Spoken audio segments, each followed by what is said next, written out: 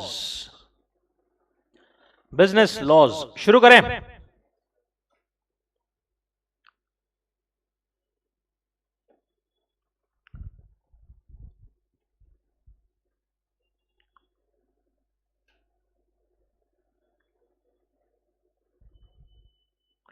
Business laws में क्या पढ़ रहे थे अपन? Indian contract act. Indian contract act में अपन ने क्या क्या चीजें देखी थी अभी तक? कॉन्ट्रैक्ट मतलब क्या होता है, कॉन्ट्रैक्ट के बाद में what are essentials of contract, right? Essentials क्या थे, याद है क्या? कॉन्ट्रैक्ट के एक लिस्ट थी जो कि सेक्शन 10 में दी हुई है, एक जो सेक्शन 10 में नहीं दी हुई है। सेक्शन 10 में नहीं दी हुई है बट हमको समझती है एनालिसिस से वो कौन सी चीजें थी कि जो हमको क्या चाहिए? सबसे पहले तो दो पार्टीज चाहिए, पार्टीज का इंटेंशन चाहिए टू क्रिएट लीगल रिलेशन। तीसरा other formalities to be complied with in certain cases, certainty of meaning चाहिए एंड पॉसिबिलिटी ऑफ परफॉर्मेंस। जो लिस्ट सेक्शन 10 में दी हुई थी उसमें क्या क्या था? Offer and acceptance that is agreement चाहिए, फ्री कंसेंट चाहिए, उसके बाद में कैपेसिटी होनी चाहिए पार्टीज की, उसमें 3 पॉइंट्स थे कि पर्सन क्या होना चाहिए? मेजर, दूसरा पॉइंट साउंड माइंड एंड तीसरा not disqualified from contracting from any other law, disqualified by status नहीं रहना चाहिए। कंसिडरेशन होना जरूरी है, लॉफुल कंसिडरेशन एंड ऑब्जेक्ट होना जरूरी है and not expressly declared to be void. Types of contract में अपन ने देखे थे on the basis of validity, formation and performance. अलग अलग टाइप के कॉन्ट्रैक्ट्स जैसे कि valid, void, voidable, illegal, unenforceable on the basis of validity और enforceability. On the basis of formation express, implied, quasi and performance case पे executed, executory. Executory में दो थे, यूनिलैटरल एंड बायलैटरल। देन उसके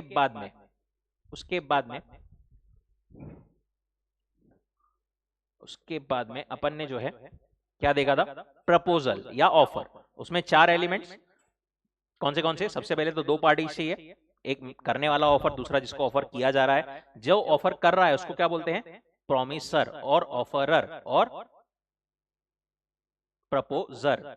और दूसरा पर्सन उसको क्या बोलते हैं जिसको किया जा रहा है? एक्सेप्टर और प्रॉमिसी और offeree. For a valid offer, party making it must express his willingness. कुछ तो सामने वाले को बताना जरूरी है ऑफर में, सिर्फ बताना जरूरी नहीं है, ऐसे बताना जरूरी है with a view to expressing, with a view to obtaining the assent of the other person. उसके बाद में ऑफर जो है वो पॉजिटिव भी रह सकता है, निगेटिव भी रह सकता है। देन क्लासिफिकेशन ऑफ ऑफर में अपन ने 5 टाइप के ऑफर कौन से देखे थे? General offer, specific offer, counter offer, cross offer, standing या ओपन या कंटिन्यूइंग ऑफर। उसके बाद में अपन पढ़ रहे थे क्या? Essentials of valid offer. Offer, hello, offer, hello, hello,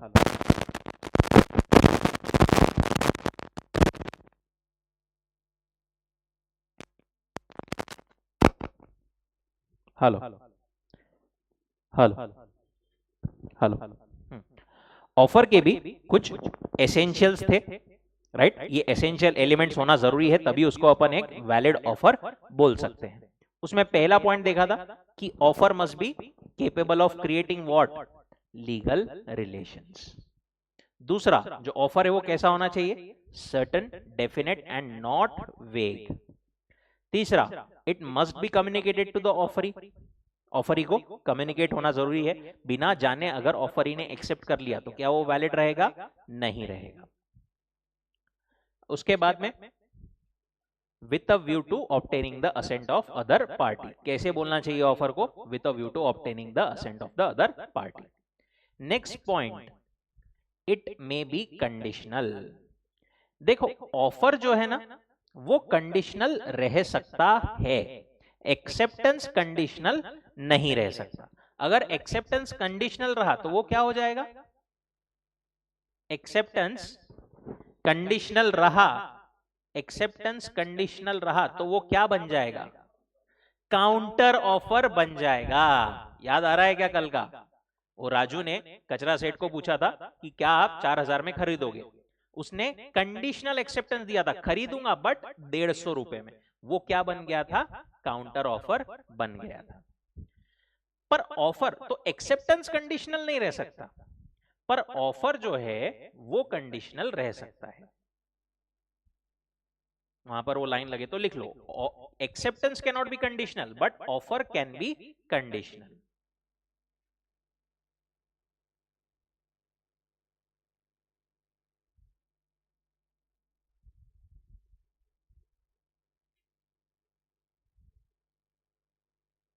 Acceptance cannot be conditional, but offer can be conditional. An offer can be conditional. It can be made subject to any terms and conditions by the offerer. जैसे let's say A ने B को बोला, क्या बोला? क्या तू मुझे तेरा घर बेचेगा 50 लाख में, पर तूने वो घर पेंट करके देना तो ही मैं खरीदूंगा।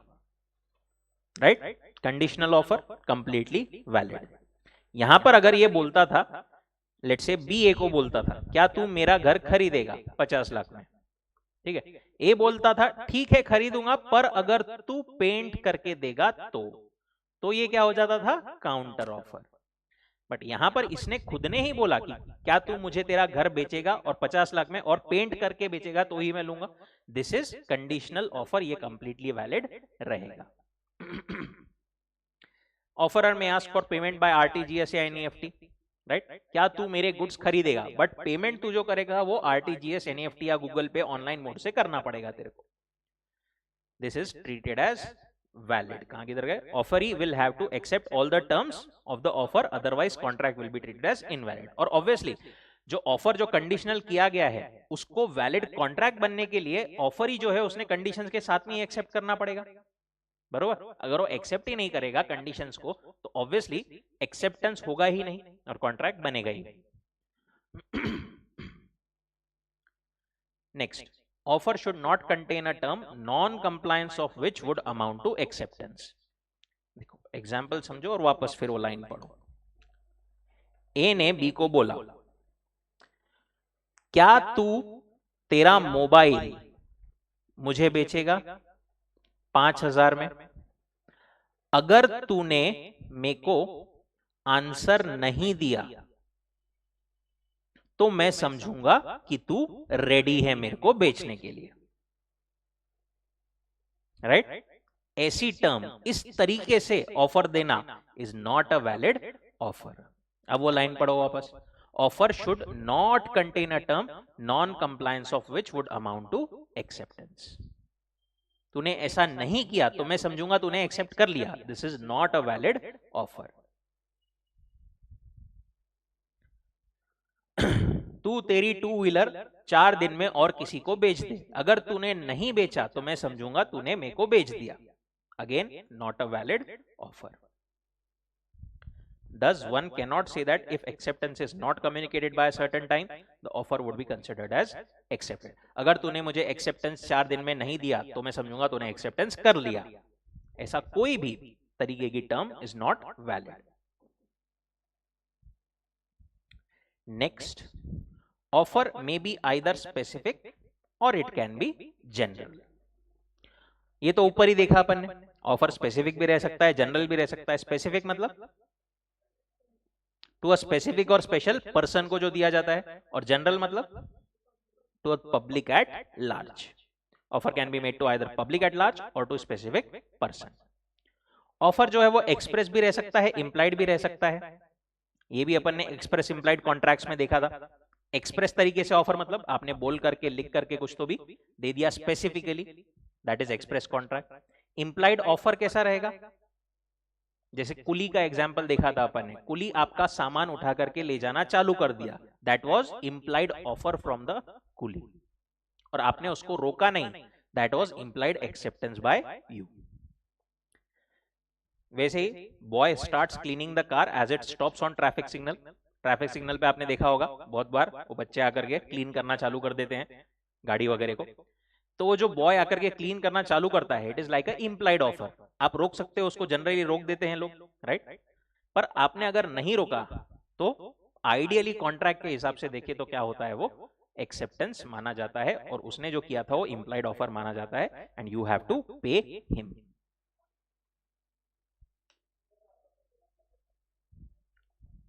ठीक है।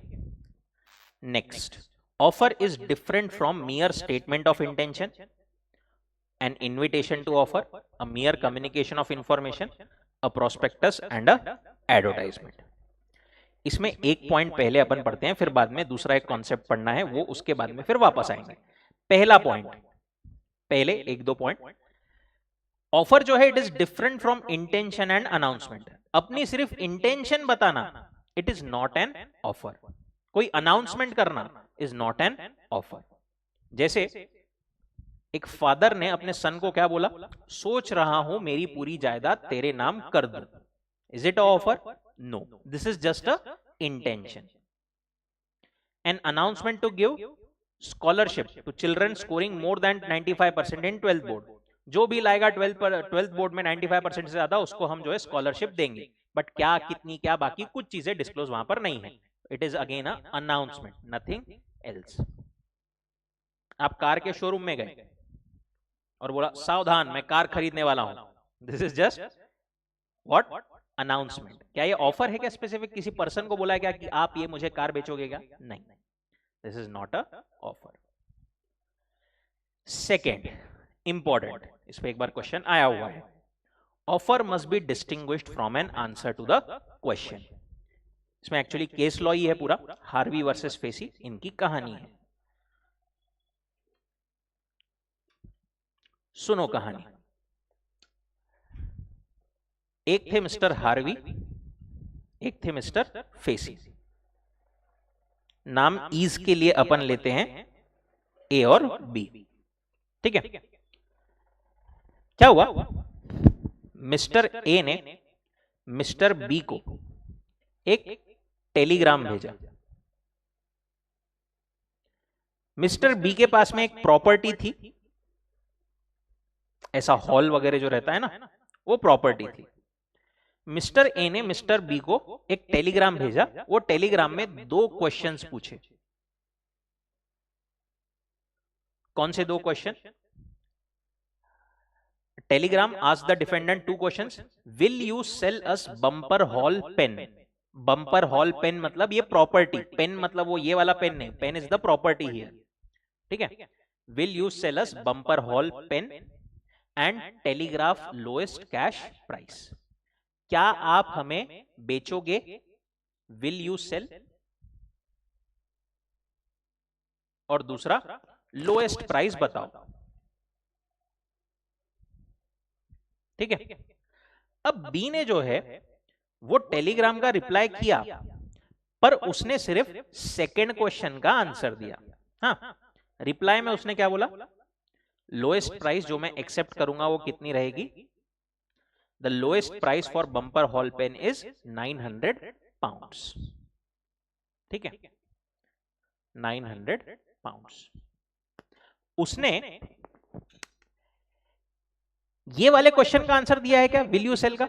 हाँ, मैं बेचने के लिए तैयार हूं और प्राइस 900 है, ऐसा बोला है क्या? नहीं, इसने सिर्फ ये बोला कि मैं 900 पाउंड्स में बेचने के लिए तैयार हूं। ए को ये टेलीग्राम मिला और ए ने क्या बोला, इसने मेरे को लोएस्ट प्राइस बता दी, इसका मतलब इसने एक्सेप्ट कर लिया ये मेरे को बेचने के लिए तैयार है। इसने बोला ठीक है डन बी, अपन मैं तेको 900 पाउंड दे देता हूं, तू मेरे को ये बेच दे। बी बोला ऐसे कैसे बेच दे, मैंने तो तेको बोला ही नहीं कि मैं बेचूंगा। ए ने बोला तूने मेरे को बोला था 900 पाउंड्स, प्राइस बताया, इसका मतलब तूने अग्री कर लिया, अब तो बेचना पड़ेगा। दोनों कोर्ट में गए, कोर्ट में जाकर के ये डिसाइड हुआ कि बी की बात सही है। बी ने आंसर देते टाइम पर सिर्फ ये बताया है कि प्राइस कितनी है, उसने पहले वाले क्वेश्चन का आंसर दिया है क्या?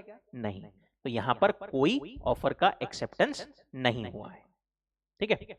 इनफैक्ट यहां पर ऐसा वो बोल रहे थे कि बी ने जब बोला 900 पाउंड्स, तो वो बोल रहा था ए कि बी ने ऑफर दिया है और मैं एक्सेप्ट करता हूं 900 पाउंड्स को, पर ऐसा है क्या? नहीं, बी ने सिर्फ क्या बताया है, प्राइस बताया है। बी ने कोई ऑफर दिया है क्या? नहीं दिया है, जो ए एक्सेप्ट करे। This is not a valid thing. देखो, plaintiff sent another telegram, we agree to buy Bumper Hall Pen at 900 pound. पहले ए ने बी को पूछा कि क्या प्राइस है एंड विल यू सेल, उसने भेजा 900 पाउंड्स इज द प्राइस। तो ऑफर था क्या? नहीं। बट इन्होंने फिर भी, बाउलो ने क्या बोला? We agree to buy, acceptance. The defendant replied only to the second question by quoting the price but reserved answer with regard to willingness to sell. Thus they made no offer at all. Their lordship, मतलब जो जज थे, they held that mere statement of lowest price at which vendor would sell contains no implied contract to sell to the person who had inquired about the price. आपने सिर्फ price बताना is not a offer.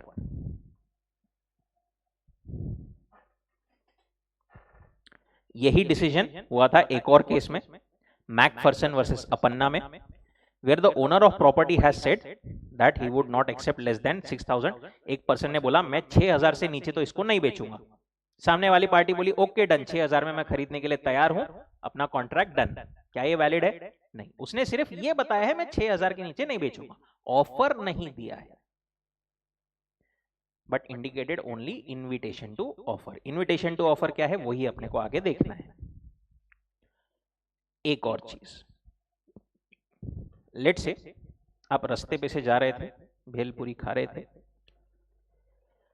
आपको यहां पर एक shop दिखी, shop में एक मस्त ड्रेस दिखी। अरे यार ये तो झाड़ जैसा,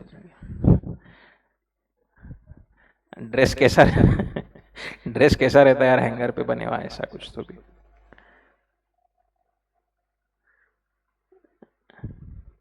है, ऐसा कुछ तो भी ड्रेस है, ड्रेस समझो उसको, ठीक है। ड्राइंग वीक है मेरी, बाकी सब ठीक है।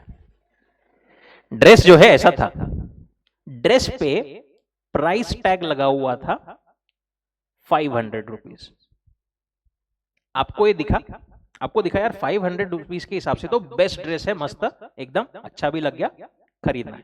आप भाग के शॉप के अंदर गए, ड्रेस उठाया और यहां पर कैशियर बैठा था साइड में काउंटर, वो काउंटर पे जाकर के बोले ये लो 500 रुपए में मेरे को बेच दो।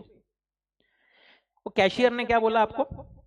मैडम सॉरी, वो प्राइस जो थी वो एक्चुअली कल तक ही वैलिड थी ऑफर में, आज हम उसको निकालना भूल गए, हम आपको 500 रुपए में नहीं बेचेंगे, वो ड्रेस की प्राइस है एक्चुअली 5000। क्या यहां पर आप कैशियर को कंपेल कर सकते हो क्या कि नहीं आपने तो 500 रुपए वहां पर प्राइस लगाई थी, अब बेचो ही मेरे को? क्या लगता है, सोच करके बोलो।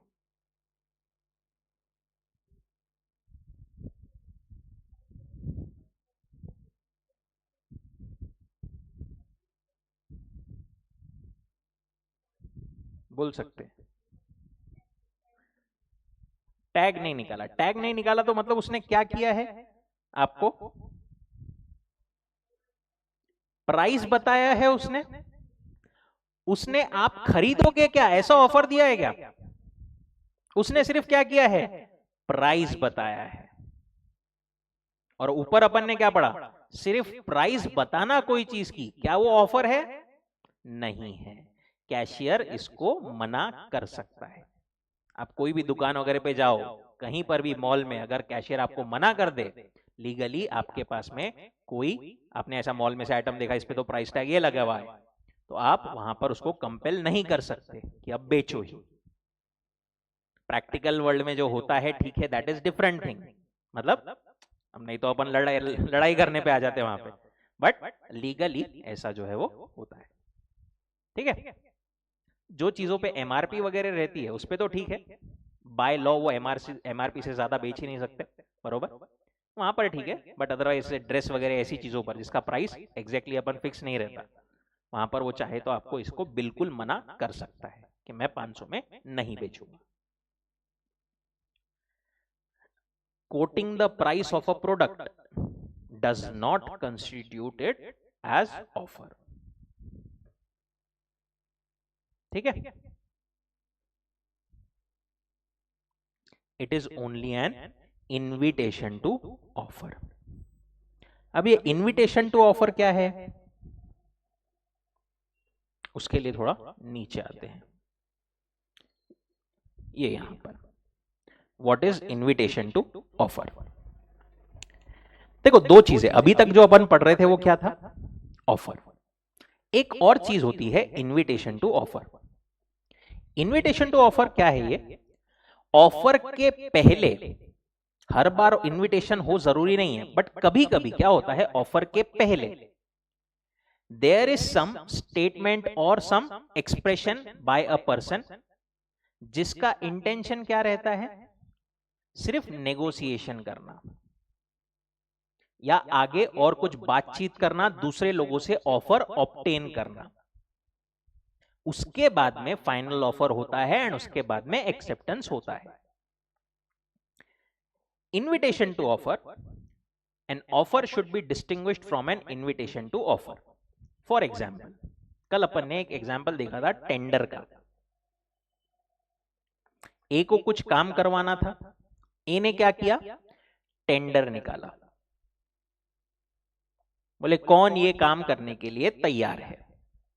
इसके रिस्पॉन्स में मिस्टर एक्स, मिस्टर वाई और मिस्टर जेड, इन तीनों ने अपने अपने अमाउंट बताए, बरोबर। यहां पर एक्स, वाई और जेड, इन्होंने जो अपने टेंडर में अमाउंट बताए हैं, दिस इज कॉल्ड ऑफर। और इसको ऑफर लेने के लिए जो यहां पर इसने जो टेंडर निकाला था, this is called invitation to offer. हो रहा है कनेक्ट? Invitation to offer.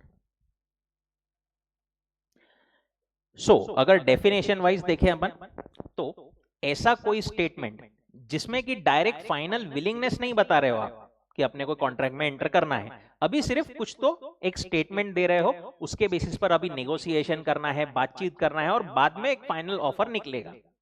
ऐसा अगर कोई आपने स्टेटमेंट दिया है तो it is invitation to offer. और अगर ऐसा कोई स्टेटमेंट दिया है जिसको सामने वाला जैसे ही एक्सेप्ट करे वैसे ही कॉन्ट्रैक्ट बन जाएगा, तो इट इज अ ऑफर। ठीक है, जैसे ऊपर अभी अपन ने एग्जाम्पल देखा, आपने ड्रेस देखा, ड्रेस पे प्राइस टैग लगा हुआ था, क्या वो ऑफर था? नहीं, it was what, invitation to offer. आप वो ड्रेस लेकर के कैशियर के पास में गए, आपने बोला ये ड्रेस मुझे 500 में दे दो, वो था ऑफर। कैशियर चाहे तो एक्सेप्ट करे, कैशियर चाहे तो रिजेक्ट कर दे।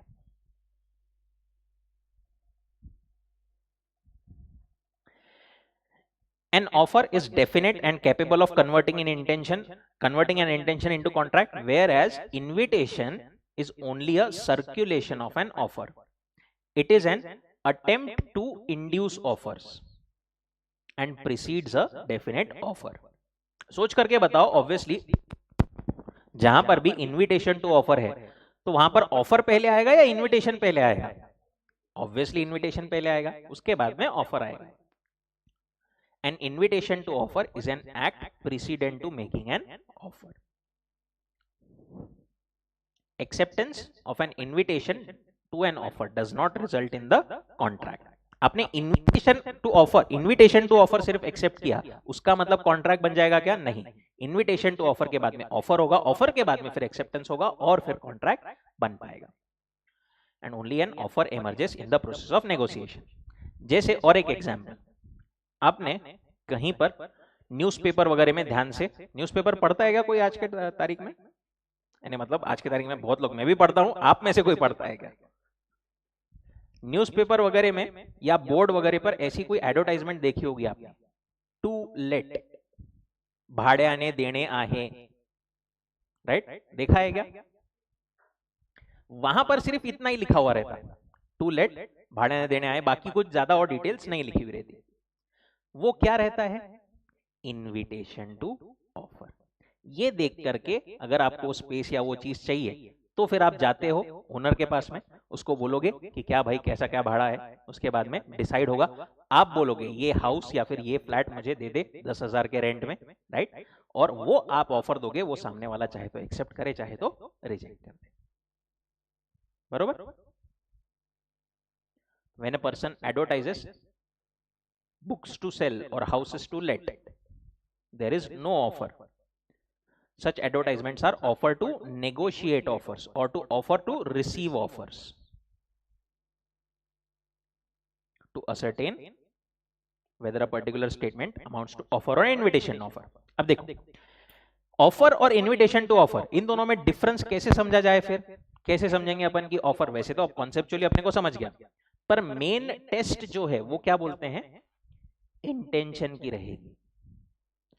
जो पर्सन स्टेटमेंट दे रहा है उसका इंटेंशन अगर ऐसा है कि अभी तो सिर्फ नेगोशिएशन करना है, अभी और ज्यादा ऑफर्स वगैरह अभी आगे ये प्रोसेस में आएंगे, ये इंटेंशन है, तो फिर उसके स्टेटमेंट को क्या माना जाएगा, इनविटेशन टू ऑफर। और उसने जो स्टेटमेंट दिया है अगर उसका इंटेंशन ऐसा है कि सामने वाले ने जैसे ही एक्सेप्ट किया it will result into contract, तो क्या रहेगा, offer. Intention with which such statement is made, does the person intend to be bound by it as soon as accepted, or he intends to do some further act before he becomes bound by it. Hello hello, उसी basis पर we have difference between offer and invitation. Offer जो है वो final expression of willingness रहता है by the offerer to be bound by the offer should the other party chooses to accept it.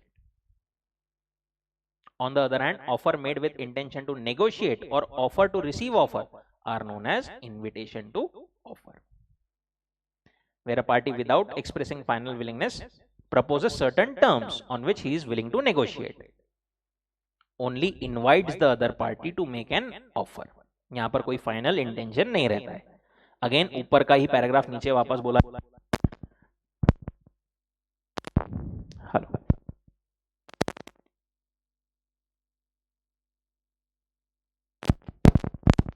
Hello,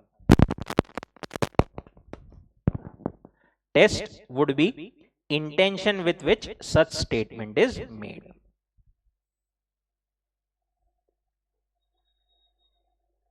ऊपर भी lowest price बताओ, उसने lowest price बताया, वो क्या था, इनविटेशन टू ऑफर था, it was not an offer.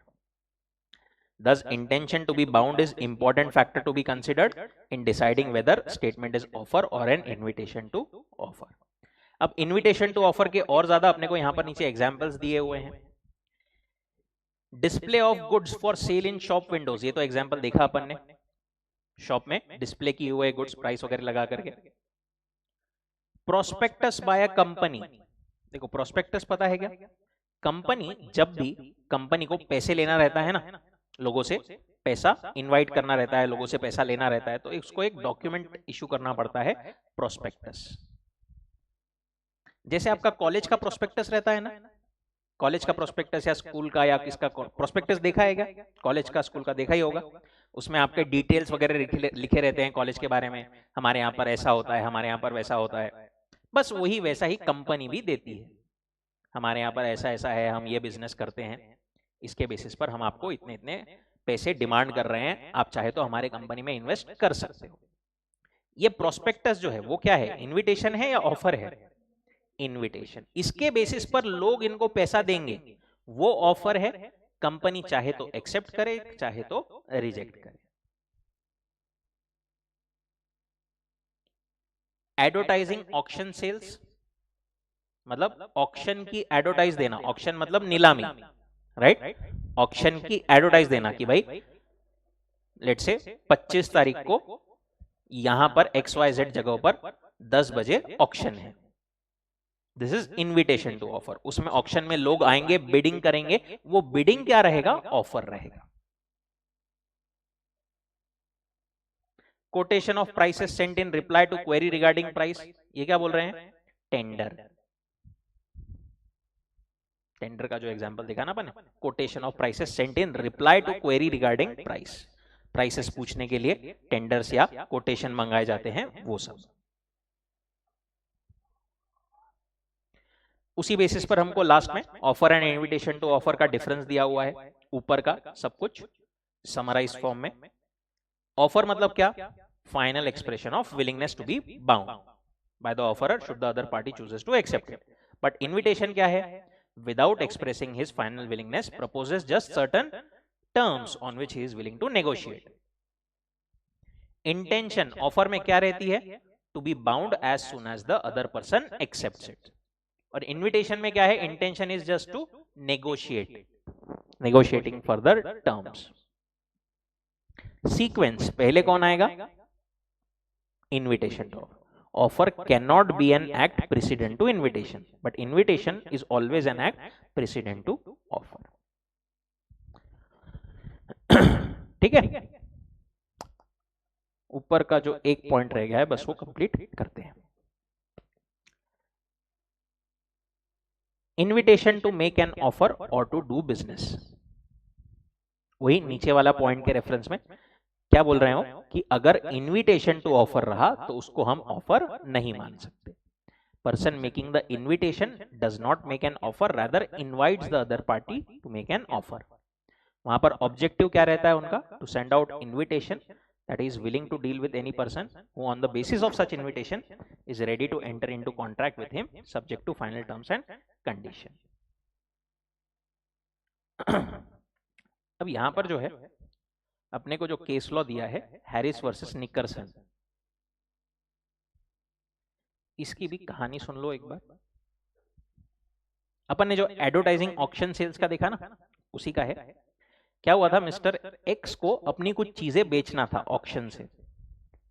उसने एक एडवर्टाइजमेंट दी पेपर में कि भाई इस दिन यहां पर XYZ जगहों पर, लेट्स से पुणे में कहां पर? प्रेस्टीज पॉइंट पर ऑक्शन है। कितने बजे? लेट्स से 3 बजे। ठीक है, ये एडवर्टाइजमेंट वाई ने देखा मुंबई के। उसको ये ऑक्शन में जो चीजें बेची जा रही थी उसमें एक था फर्नीचर। वो फर्नीचर खरीदने की इच्छा थी। अब ये ऑक्शन जो है ना वो होना था over a period of 3 days. बहुत सारी चीजें थी, 3 दिन तक चलने वाला था ऑक्शन। ये आया मुंबई से पुणे एडवर्टाइजमेंट देख करके, 3 दिन मस्त यहां पर होटल में रहा, ऑक्शन अटेंड किया, आने जाने का खर्चा लगाया। तीसरे दिन ये मिस्टर एक्स क्या बोले, सब ऑक्शन जब खत्म हो रहा था, कि बोले वो फर्नीचर जो है ना उसको ऑक्शन की लिस्ट में से निकाल दिया गया है, वो हम नहीं बेचने वाले। अब ये जो वाई था इसको गुस्सा आ गया। वाई क्या बोला एक्स को, मैं यहां पर 3 दिन आया, इतना खर्चा किया, होटल में रहा, बाहर खाने पीने का खर्चा हुआ, आने जाने का खर्चा हुआ, मैं तेरी एडवर्टाइजमेंट देख करके आया था, तूने मेरे को वो एडवर्टाइजमेंट के थ्रू ऑफर दिया था, वो एक्सेप्ट करके मैं यहां पर आया, हमारा कॉन्ट्रैक्ट हुआ, तूने ब्रीच किया और अब मेरे को कॉम्पेंसेशन दे। क्या यहां पर एक्स कॉम्पेंसेशन देने के लिए बाइंड है? क्यों बाइंड नहीं है? क्योंकि एक्स ने इनविटेशन दिया था। एक्स ने बोला, ऐसे तो ये दोनों मैटर कोर्ट में गया, कोर्ट ने बोला वाई को कि बोले जैसा तू बोल रहा है उस हिसाब से तो फिर एक्स से ऑक्शन में जितने भी लोग आए सब लोग ही पैसे क्लेम करेंगे। उसने जो दिया था कोई ऑफर नहीं दिया था, उसने क्या दिया था? इनविटेशन टू ऑफर दिया था। तू आकर के ऑफर देता था वो अलग बात, बट यहां पर कोई ऑफर, कोई एक्सेप्टेंस कुछ नहीं है, तो यहां पर कॉन्ट्रैक्ट भी नहीं हुआ है। Auctioneer does not contract with anyone who attends the sale, it is only what? Invitation to offer. Auction is only an advertisement to sell, but the items are not put for sale, though the person have come to the auction may have intention to purchase. वैसे ही prospectus वगैरह जो issue करती है company is also an invitation to public to make an offer to subscribe to the securities. And ये 10वां point last में again ऊपर का एक छोटा सा उन्होंने दे दिया है, statement of price is not an offer. सिर्फ प्राइस बताना ये ऑफर नहीं है। ठीक है, कोई डाउट, कोई दिक्कत यहां तक? पक्का 100%? चलिए फिर रुकते हैं यहां पर। We'll continue tomorrow. Thank you so much.